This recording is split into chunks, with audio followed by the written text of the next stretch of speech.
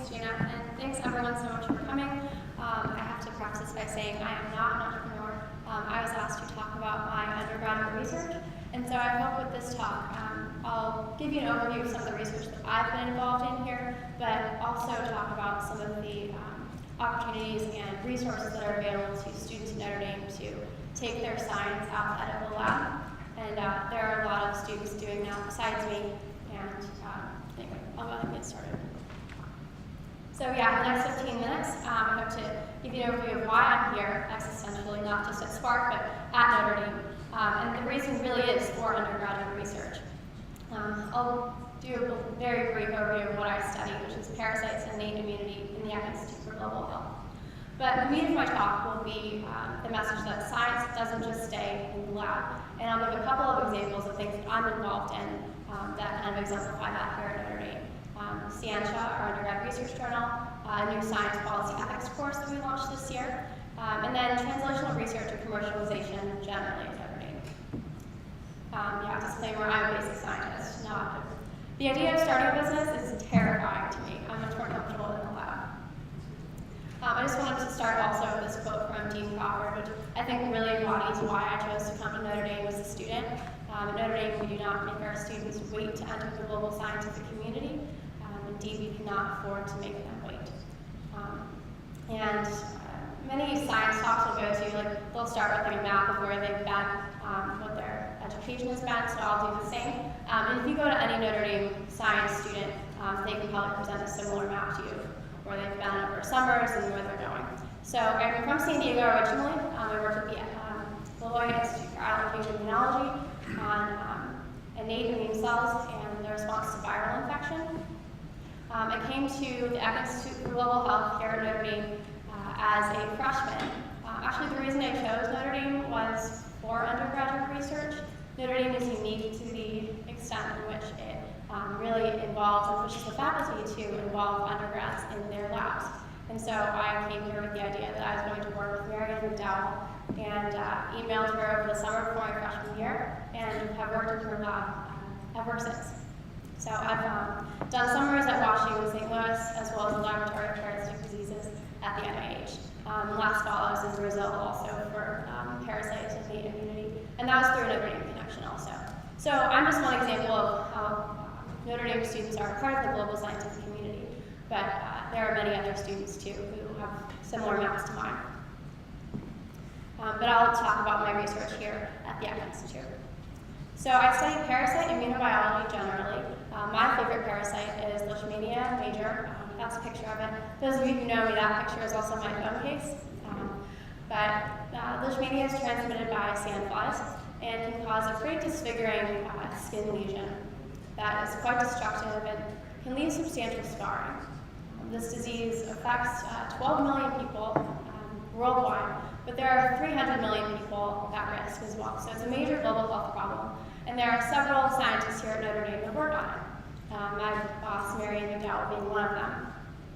What I study, though, is how the parasite, which survives and thrives inside our immune cells that are supposed to kill things and eat things, macrophages. The parasite does this by modulating host cell signaling. One molecule that shuts off is IL-12, and this generally inhibits an immune response, allowing the parasite to survive inside the host. That's as much in depth as I'll go into my research since it's a more general audience. Rather, I'd like to emphasize that science here at Notre Dame and generally doesn't tend to stay in the lab. It has a pesky way of getting outside the lab and into every other aspect of our lives. One of those things is funding. So the science that we do in the lab is in part dictated by what funding we have available to us, what big grants we have versus not. Sometimes it can take as long as a year and a half from the time you submit a grant proposal to the time you have the money in your hands to do the project. Where our funding comes from is in part dictated, or well, largely dictated by Congress. And those people that are making those decisions, the Congress people aren't necessarily scientists. Rather, the people that work for them, it's usually one person in the office that has some scientific knowledge.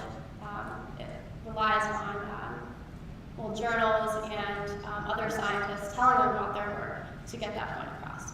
So scientific communication becomes very important.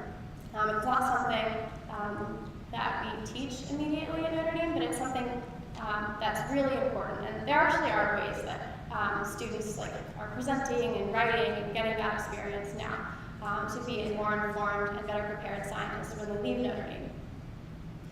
Finally, Notre Dame education, Notre Dame science education. We learn about all of the ethical concerns that go into the science landscape. Just because we can manipulate a system in the lab doesn't mean that we should. Are we using our funding in the best way as taxpayer dollars? Finally, translational operational research comes after basic science. It's how you take a basic technology in the lab or new discovery in the lab and move it to something usable for the general public. And finally, entrepreneurship and commercialization they kind of meet the translational and operational research halfway to finally take the science that we do and make it into a product. So I'll start with the communication here at Notre Dame and how we have that at the undergraduate level for making scientists prepared, our science students prepared to enter the global scientific community. So Scientia is the undergraduate journal of scientific research here at Notre Dame. It's a purely undergraduate-run publication. We publish undergraduate work. There are a ton of undergrads here at Notre Dame doing research. And actually, if you were here for the solar paint talk, 2 of the undergrads that worked on that project published a paper with us last year on their research. And it also gives undergrads a chance to really show off what they're doing and get exposed to the publication process. We're funded by the College of Science and the Charles Edison Fund, which will fund the printing costs for the life of the journal. We also host a seminar series called Talk Science, which gives undergrads a chance to give short research talks about what they're doing to a general audience. And junior faculty members often present at Talk Science as well. So it's a good chance for students and faculty to talk to one another, as well as get some feedback on their research. Moving along, I intend to do a PhD after Notre Dame, and I wanted to learn more about how and why certain projects get funded. When I work on innate immunity and parasitology, we don't have that. We don't have many of the parasitic diseases I work on here in the United States. So I was interested in seeing, well, why does the government fund that? We don't have it here. Excuse me. Likewise, how is that funding allocated by the government, and what ethical concerns are there at every step of the way? So I created a new course here on science, policy, and ethics. It ended up being a seminar course offered through the College of Science and the Center for Social Concerns. Like I said, I just wanted to learn more about how and why science was funded. So this spring, we had a 5-week seminar series where speakers from the Notre Dame community spoke on ethics and integrity in science, the science funding landscape generally, as well as 3 discipline-specific sessions where Notre Dame science faculty spoke about how to get grants in their field. So ecology and environmental sciences, the physical sciences, engineering, and then biological sciences as well. And then over spring break, 12 of us went to DC to meet with individuals and agencies working at the intersection of science and government. Actually, John is here in the audience. He was on the trip with us. We had 40 students apply, and 12 were selected to go. And that was purely funded by the College of Science to the tune of about 15 grand. And so this has been a project in the works since about last July. And I'm telling you all this not because I think the students should take my course next spring. You should take my course next spring anyway. But really, if I can start a new course, anyone in this room certainly can. And there are a bunch of resources here at Notre Dame or associated with Notre Dame to help you do that. Just the couple that I worked with, I mentioned the course was funded by the College of Science, supported by the Center for Social Concerns. They booked all of our travel for DC and hosted the application for the course through their website, as well as helped us develop the ethical component of the class. The Notre Dame Office of Research employs a team of outside consultants, ScienceWorks, as well as Van Scoy Associates. And then the John Riley Center also helped us develop the ethical component of the course and help with connections in DC. But these aren't just faceless agencies or offices here on campus. There are all real people that I spoke with and who were very helpful along the way. Dean Crawford, Cynthia Thomas-Medley at the Center for Social Concerns, Sunny Boyd at the Office of Research, Kathy Olson at ScienceWorks, and Leslie Gilbert at Van Scoy, Don Howard, and Bob Laddiff at the Riley Center. And all these people are really willing to help. I was so surprised just by how helpful the Notre Dame community was to get this course off the ground. Notre Dame in general, I think, really likes to fund and support student ideas. They know if a student comes up with it that a bunch more students are probably going to be interested in it too. So it's been told to me by another faculty member here actually that student ideas are often supported and funded more readily than the faculty ideas because they know the students want it. Moving along, talking about the translational and operational research, as well as entrepreneurship and commercialization. First and foremost, though, the question of why does the government fund basic science?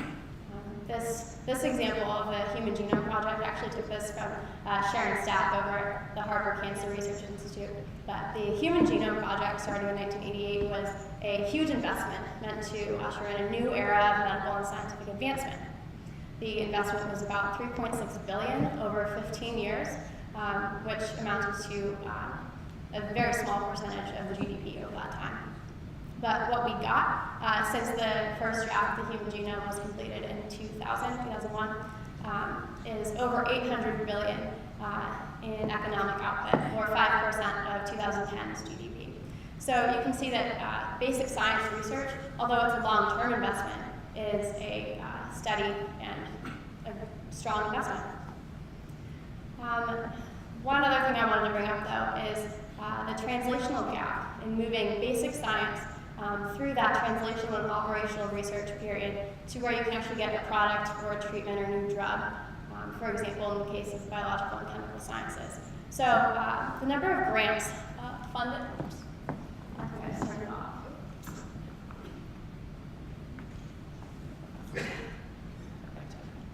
Sorry about that. So you can see that since 1970, the number of grants funded by the NIH has risen pretty steadily. And only in recent years has that plateaued and dropped a little bit. But the R&D expenditure by pharmaceutical companies likewise has risen. Yet the new molecule output in the form of new drugs has decreased sharply. And what this is attributed to is this translational gap, or the valley of death. It takes a lot of resources and money and really sound science to move a product from the bench to the bedside in the case of biological sciences, but you can apply the same to any new technology in the way of physics or engineering as well. So this is where I think the commercialization and entrepreneurship element comes in. Like for starting, or bringing a new drug and applying for FDA approval, for example, you need a company to do that. And so I think there's space both for government funding to really refine their programs to help basic science get across this translational gap, as well as companies to come in to help foster products across that gap as well. So I challenge all of you. I think this is going to be a really burgeoning area in the next couple of years, probably the next 20 years, really ways to bridge this clinical translational gap, or this gap from basic science to a product. Just some final thoughts. Whatever you do, whether it's starting a new business or doing research in your lab, or getting into a new lab as an undergrad, take ownership of your project. It's incredibly liberating, rewarding, and scary to realize that you are the one person who cares about this project the most.